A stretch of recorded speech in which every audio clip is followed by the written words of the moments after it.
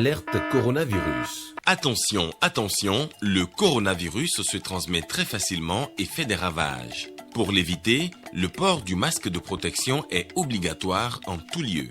Dans l'administration publique ou privée, dans les réunions, les rencontres, dans les marchés, les magasins, les boutiques et lors des déplacements, le port du masque est obligatoire. Même dans les lieux privés, dès lors que l'on n'est pas seul, le masque doit être le fidèle compagnon.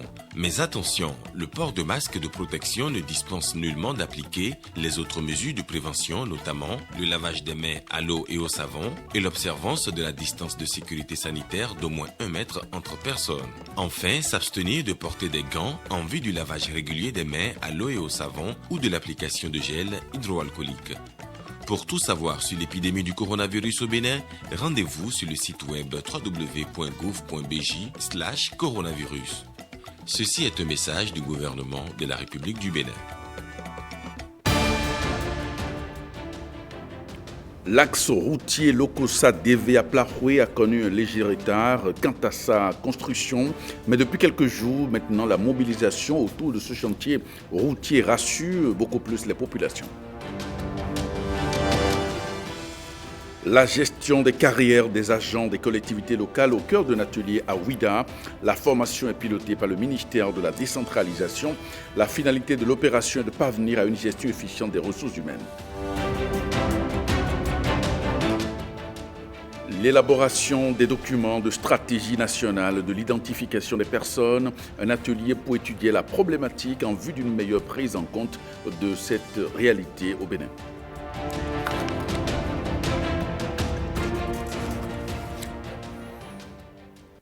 Bonsoir et merci de votre fidélité. Les femmes du bloc républicain sont demain en assemblée générale constitutive, mais avant, elles sont passées ce matin à la télévision pour nous dire un peu l'objectif de cette assemblée générale qui se tient demain à Cotonou.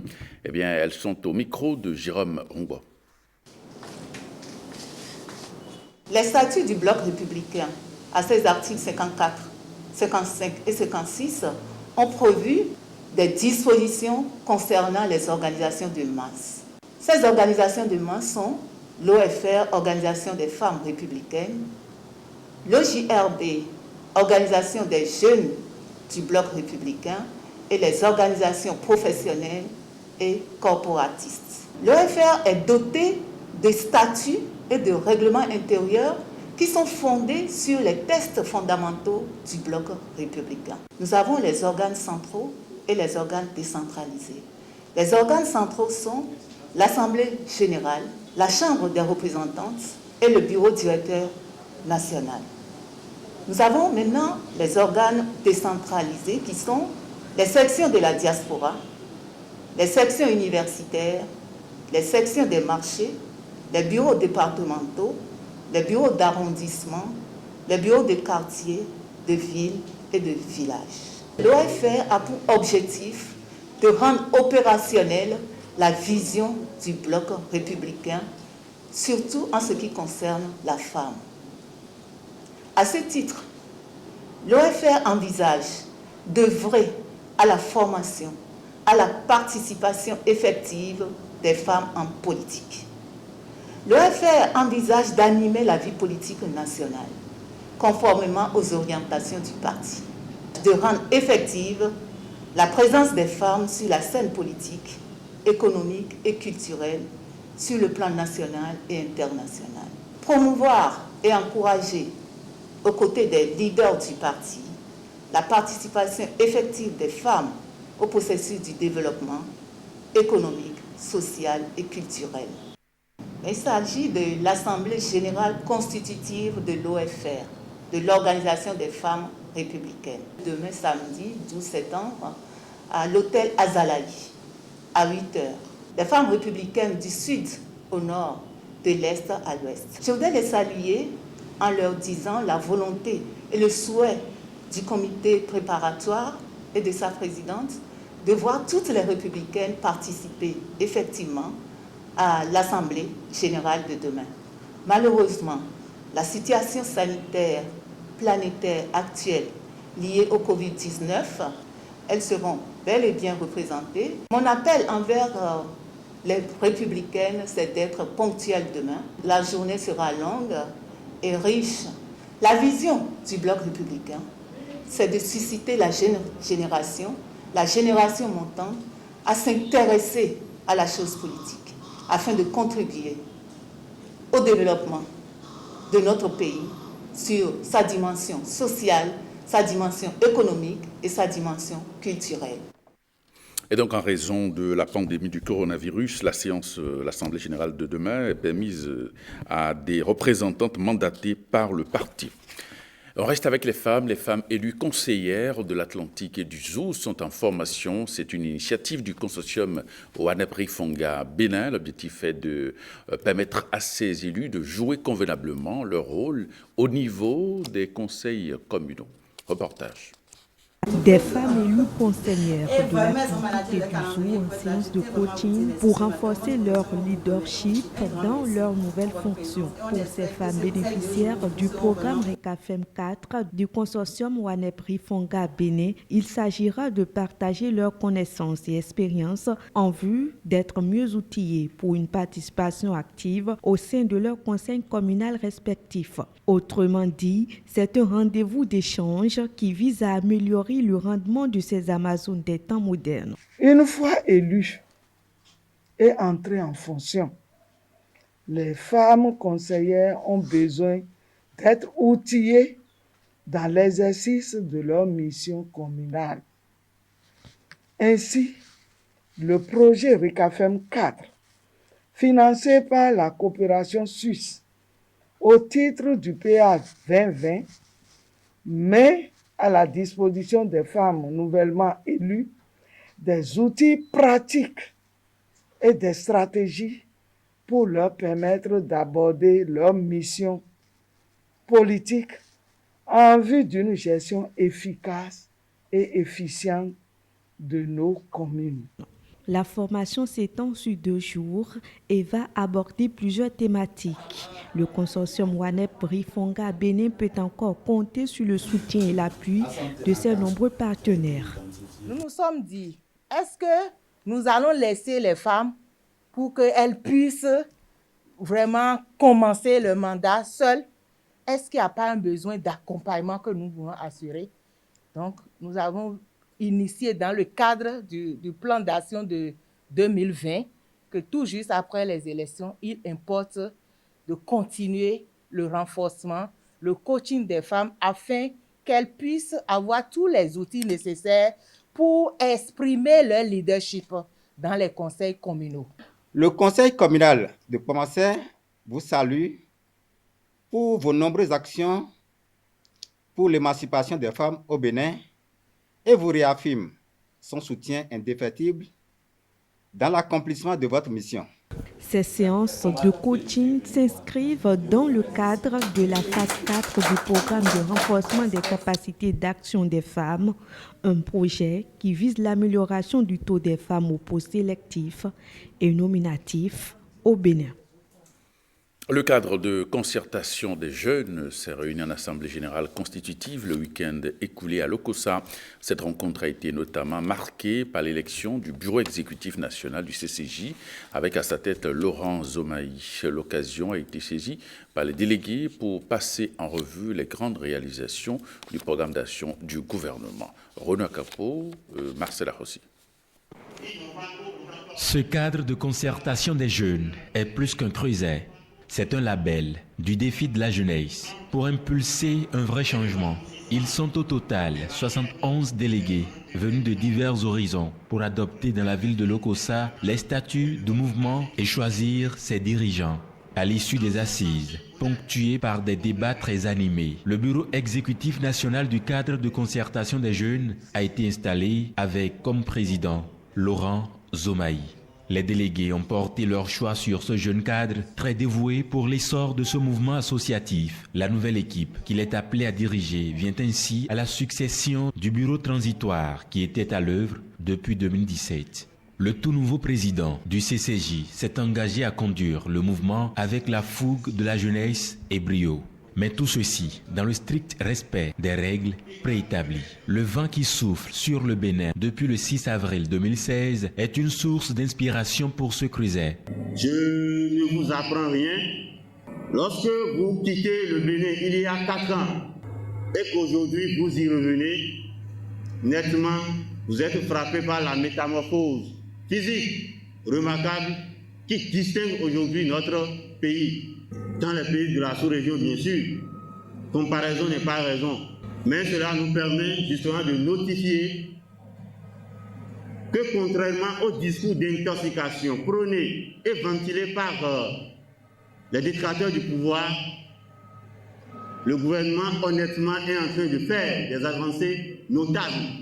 Pour les membres du cadre de concertation des jeunes, il n'est pas question que l'œuvre de développement s'arrête en si bon chemin. Au regard des grandes réalisations du programme d'action du gouvernement, ils invitent le président Patrice Talon à répondre favorablement à l'appel pressant du peuple. Notre mission est d'aller travailler comme d'habitude, à mobiliser davantage nos parents, à les éclairer davantage sur les actions, les nobles actions du chef de l'État et de son gouvernement. Ainsi, au détour des résolutions ci-dessus, veuillez trouver ici, Excellence, Monsieur le Président de la République, la nécessité pour nous n'est pas de vous demander d'être candidat, mais cela s'impose afin que la continuité soit assurée.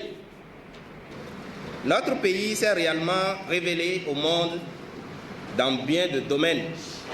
Entre autres performances, premier pays d'Afrique francophone en matière de transparence budgétaire. Le tout couronné par la palme de meilleur ministre des Finances, décerné en 2019 par la Banque africaine de développement BAD au ministre de l'économie et des finances actuel de notre pays. Le régime de la rupture, dans sa noble ambition d'améliorer les conditions de vie des populations, a mis tout le pays en chantier. Les taux d'accès à l'eau et à l'électricité ont plus que doublé. Le bilan des actions menées par le mouvement a aussi constitué la trame des discussions. À l'issue des 2 jours de travaux, les délégués du CCJ repartent satisfaits.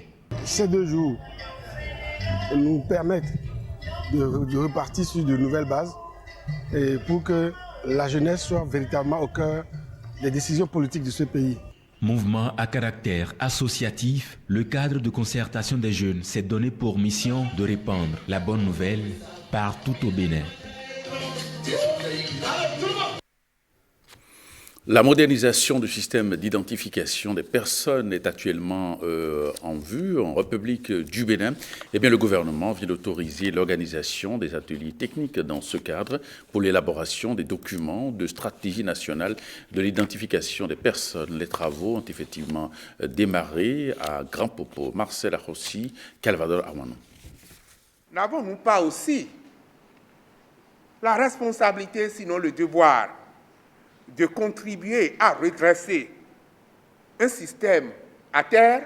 C'est à cela qu'appelle le gouvernement pour, dans ce cas précis, faire du système de l'identification au Bénin une institution moderne, intégrée et performante. Finalité, garantir un système efficace et accessible d'enregistrement des faits et des statistiques d'état civil, de manière à faciliter l'enregistrement systématique de tous les événements, notamment les naissances, les mariages et les décès. Le gouvernement ambitionne de faire du Bénin une plateforme de services numériques où l'authentification des personnes est une clé pour favoriser la prise en charge des populations dans les programmes d'accès aux services sociaux de base et l'accroissement des échanges par le développement du commerce numérique. Or, pour y parvenir, il faut se doter d'un outil de gouvernance indiquant la vision, les objectifs, les axes stratégiques d'intervention, voire la planification des interventions de l'État et des autres acteurs pour les années à venir. C'est ce qui réunit ces cadres techniques en atelier après autorisation du Conseil des ministres. Si ces travaux conduisent à de bons résultats, l'identification des personnes au Bénin ne serait plus seulement la chose des données à caractère personnel. On va y ajouter désormais la biologie, le numérique et la dactyloscopie pour faire un système global dans un environnement d'interfonctionnalité. Cela va permettre de corriger toutes les erreurs du passé et d'aller sur de bonnes nouvelles.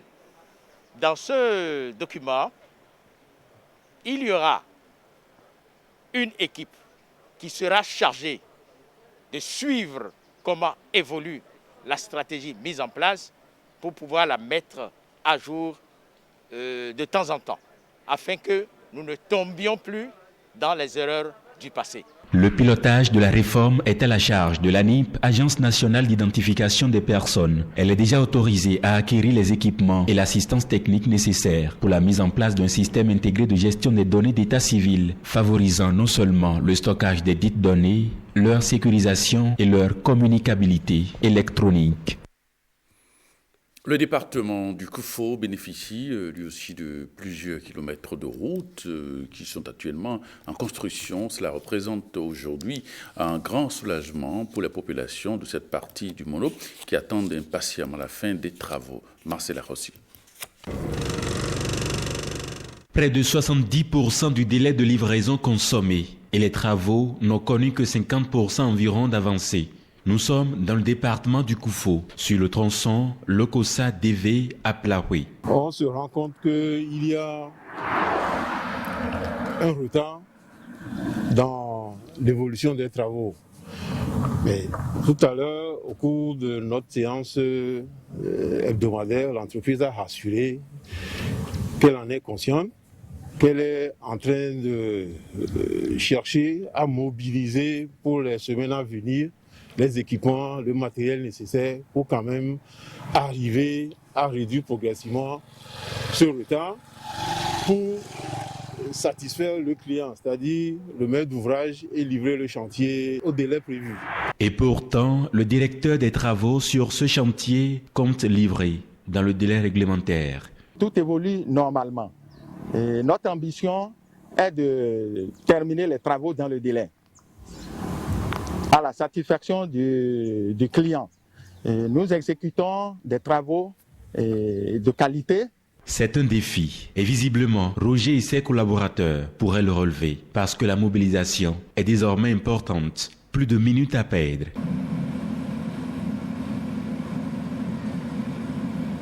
À ce stade, autorités et riverains réalisent déjà l'intérêt de ces actions. Oh, mes impressions sont bonnes.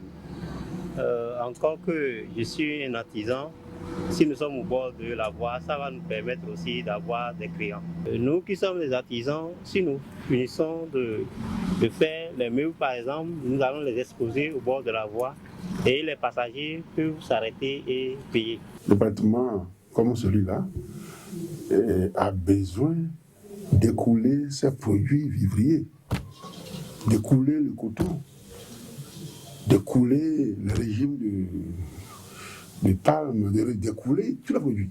Les oranges, les belles oranges, les belles tomates que nous avons râpées. Il faut quand même des routes, des pistes carrossables, des routes vraiment praticables. Et c'est le cas, par exemple, de la route Lokossa, Ouadémé, Dévé, à Gentime, à Plaoué, jusqu'à la frontière Togo. C'est le cas de la route Lalo jusqu'à Tefo. C'est aussi le cas de la route Lalo à Gaïzon jusqu'à Aboumé. Et toutes ces routes-là vraiment permettent aux gens du Koufo et à d'autres citoyens du Bénin, des autres départements, de se déplacer librement, de vaquer à leurs affaires. C'est pour cela que nous sommes contents, très contents. Et je dois vous dire que ces routes que je viens de citer font partie de la boucle du Koufo. Les enjeux associés à ces projets sont d'ailleurs énormes. Voilà qui pourrait impacter de manière considérable le développement socio-économique de ce département. Le PROCAD, programme cadre d'appui à la diversification agricole, facilite l'accès au financement aux entrepreneurs agricoles. Le programme a identifié, suite à une sélection, des promoteurs susceptibles de bénéficier d'une ligne de garantie.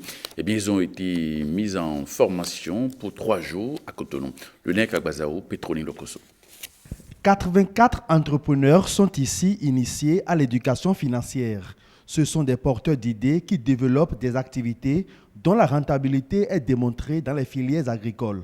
Sur 666 plans d'affaires au départ, les leurs ont été retenus pour bénéficier de la ligne de garantie du financement additionnel du PADA, projet d'appui à la diversification agricole. Un projet financé par la Banque mondiale et piloté par le PROCAD, le programme cadre d'appui à la diversification agricole. Aujourd'hui, nous sommes obligés d'aller vers la professionnalisation de nos activités. Nous sommes ici globalement pour vous permettre de rester dans la même ligne d'action, à savoir le développement de l'esprit d'entreprise. Ça, c'est le numéro 1. Le second, la planification, le suivi permanent de vos activités, tant techniques que financières. Et enfin, la gestion financière elle-même, je dirais même éducation financière. Parce que vous allez prendre les risques et vous allez les gérer. La ligne de garantie du financement additionnel du PADA a été confiée au Fonds national de garantie et d'assistance aux petites et moyennes entreprises, le FONAGA, pour faciliter l'accès de cet entrepreneur agricole au financement. Il s'agit de 500 millions de francs CFA mis à disposition de 2 banques partenaires. Le Centre de promotion et d'encadrement des petites et moyennes entreprises, le CEPEP, et la financière de l'agriculture et de l'agro-industrie du Bénin, la FINAGRO, ont à charge le renforcement des capacités entrepreneuriales des bénéficiaires. C'est bon de réussir à mobiliser le financement au profit des promoteurs, mais c'est nécessaire d'accompagner les promoteurs par des services non financiers qui favorisent le renforcement de leurs capacités dans la gestion, dans la production, dans la maîtrise du marché. En matière de crédit agricole, le suivi est hyper important. Il faut suivre le promoteur dès qu'il reçoit le financement, parce qu'il faut voir comment il met en œuvre son plan d'investissement.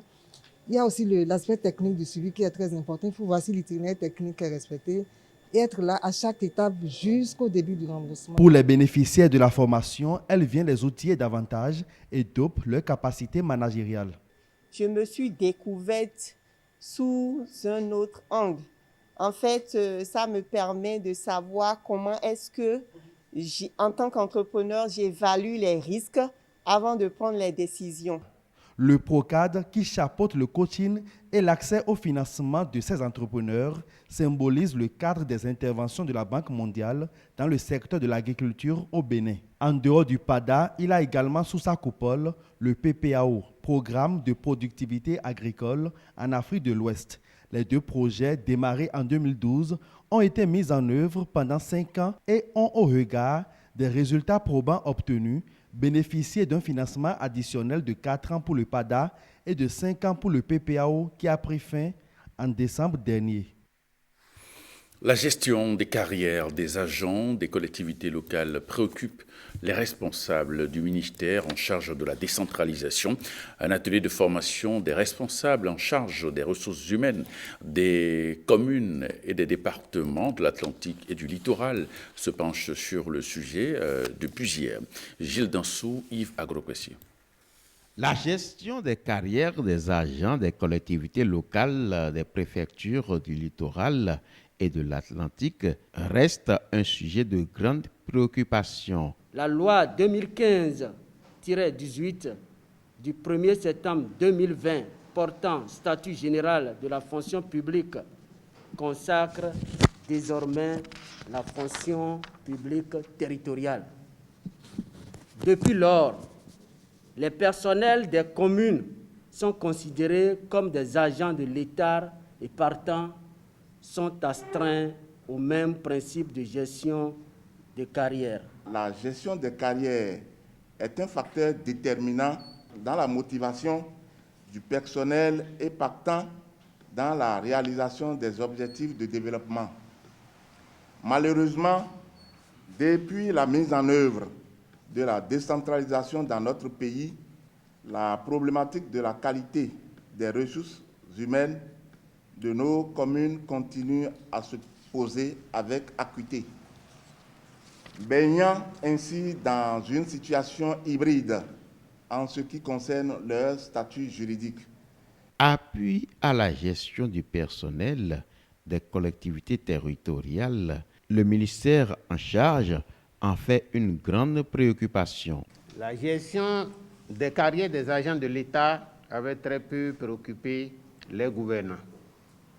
L'administration territoriale, partie la plus visible de l'organisation de l'État, était confrontée à certains problèmes qui, depuis plus d'une décennie, inhibent son développement. Il s'agit notamment de l'absence de statut propre au personnel des collectivités territoriales qui, avant l'entrée en vigueur de la loi numéro 2015-18 du 1er septembre 2017 portant statut général de la fonction publique, posait d'énormes difficultés à l'administration locale. Ces difficultés se résument fondamentalement aux droits qui leur étaient applicables et à la gestion de leur carrière. Des agents des collectivités territoriales de l'Atlantique et du littoral sont désormais bien aguerris. La lutte contre la maladie à coronavirus est toujours d'actualité et depuis quelques semaines, certains de nos compatriotes délaissent le masque au profit de la visière. Alors, est-ce qu'une bonne conduite? La question a été posée aux acteurs de la santé et la réponse est sans équivoque. Jean-Claude James, Louis Kouloua. Dans sa course, la COVID-19 a bouleversé toutes les habitudes. Face à elle, certains, en plus du lavage des mains, ont opté pour le port du masque et d'autres pour la visière. D'entrée de jeu, je vous dirais que ce n'est pas la bonne habitude. La visière protège beaucoup plus contre les projections au niveau des yeux, d'accord, lors des opérations chirurgicales. Les gouttelettes vaporisées, par exemple, pourraient facilement, si c'est seulement la visière qui est portée, pourrait atteindre les narines si le masque chirurgical n'est pas porté. De façon concrète, ces deux équipements médicaux n'ont pas les mêmes rôles. Et contre la maladie à coronavirus, le spécialiste de la santé se veut plus clair. Il est très important de porter d'abord le masque chirurgical ou autre masque, en tout cas pour protéger le nez, la bouche, que plutôt de porter la visière et uniquement la visière. Le port de la visière ne dispense absolument pas du port du masque. Bon, c'est à cause de la poussière que j'ai porté ceci. Et j'ai gardé le cache-nez contre la maladie Covid-19 dont on a parlé. La visière reste alors facultative, mais le masque obligatoire. Malheureusement, il y a plusieurs personnes qui ont baissé la garde contre le coronavirus qui continue de faire des dégâts. Il s'agit de ceux dont le masque protège tout sauf la bouche et le nez, ou encore ceux qui ont choisi de défier la COVID-19 en sortant sans masque. Un jeune béninois brille au Burkina Faso. Il est sorti premier au baccalauréat série C au Burkina Faso. Donc, une performance qui a retenu l'attention de William Tchoké. J'ai obtenu mon bac en session 2020, bac à l'issue duquel j'ai terminé premier, le baccalauréat série C au Burkina Faso. Sa performance au Burkina Faso fait davantage résonner le nom du Bénin au pays des hommes intègres.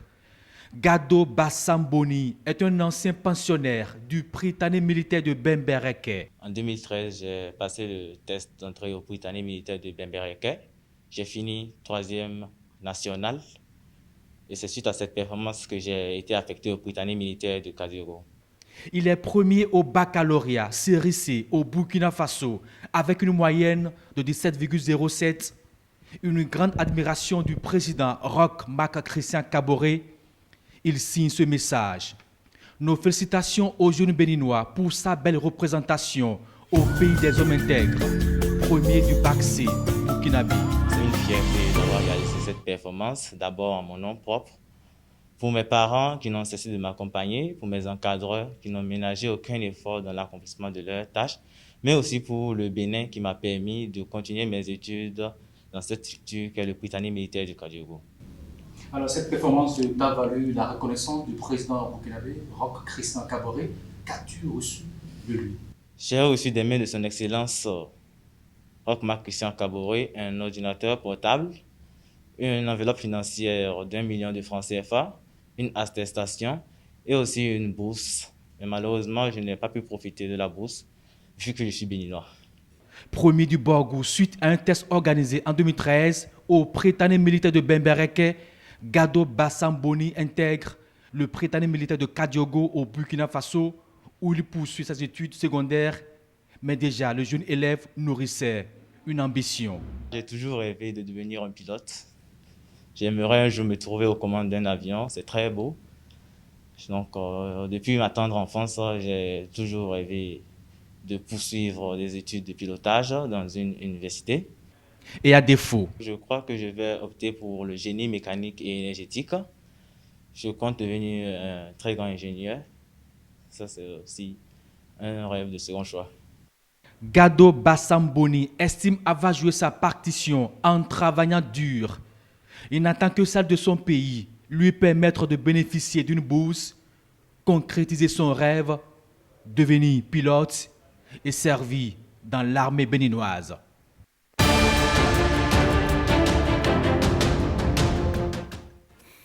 À l'étranger maintenant, les mesures barrières liées à la pandémie du coronavirus levées en Gambie. Et puis en Guadeloupe, en France, la crise vire au rouge. On fait le point avec de l'actualité internationale avec Awa Sherif.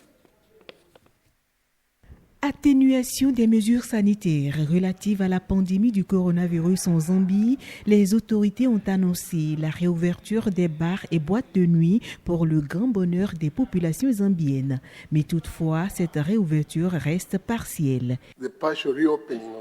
Monsieur le Président de l'Assemblée, je souhaite donc annoncer la réouverture partielle de ces établissements, bars, tavernes et boîtes de nuit, du vendredi au dimanche avec effet immédiat. Mais bien entendu, avec la plus grande prudence que toutes ces directives de santé publique soient strictement respectées. Ces points de vente fonctionneront de 18 à 23 heures. Cela se fait sur une base pilote.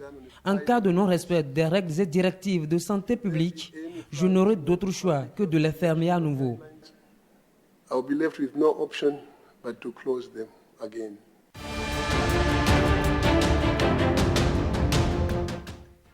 Pendant ce temps, en Guadeloupe, au centre hospitalier basé à Pointe-à-Pitre, la situation est très inquiétante avec l'afflux des malades de Covid-19. Les patients suspectés ou confirmés ne cessent d'augmenter dans le centre. Très inquiétante puisque tous les indicateurs sont au rouge. Au niveau intra-hospitalier, notre réanimation et nos soins critiques sont pleins.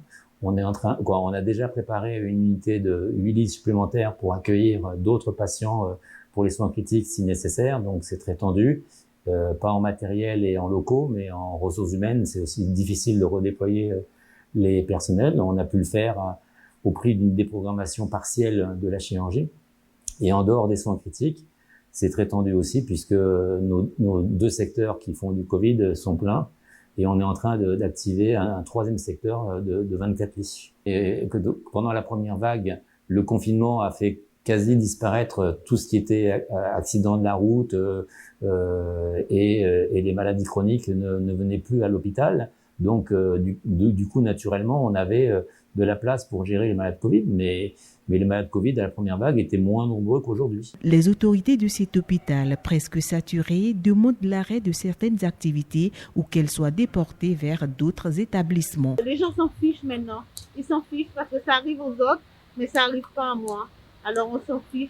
Je pense que l'augmentation des cas fait quand même prendre conscience à la population que le virus, il est réel, qu'il circule. Et puis en Jordanie, une énorme explosion dans un dépôt militaire a troublé la quiétude des populations dans la nuit du jeudi au vendredi. Des images diffusées sur les réseaux sociaux ont montré une boule de feu accompagnée de plusieurs bruits d'explosion. Pour l'heure, aucune victime n'est à signaler. Alerte coronavirus. Attention, attention, le coronavirus se transmet très facilement et fait des ravages. Pour l'éviter, le port du masque de protection est obligatoire en tout lieu. Dans l'administration publique ou privée, dans les réunions, les rencontres, dans les marchés, les magasins, les boutiques et lors des déplacements, le port du masque est obligatoire. Même dans les lieux privés, dès lors que l'on n'est pas seul, le masque doit être le fidèle compagnon.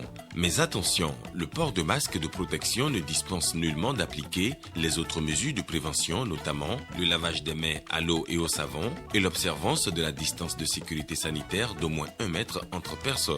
Enfin, s'abstenir de porter des gants en vue du lavage régulier des mains à l'eau et au savon ou de l'application de gel hydroalcoolique. Pour tout savoir sur l'épidémie du coronavirus au Bénin, rendez-vous sur le site web www.gouv.bj/coronavirus. Ceci est un message du gouvernement de la République du Bénin. Eh bien, ce journal se refait. Merci de votre fidélité. À 23h30, vous aurez dans ce studio Rachida Biomama pour le JT Soir. Merci et à demain.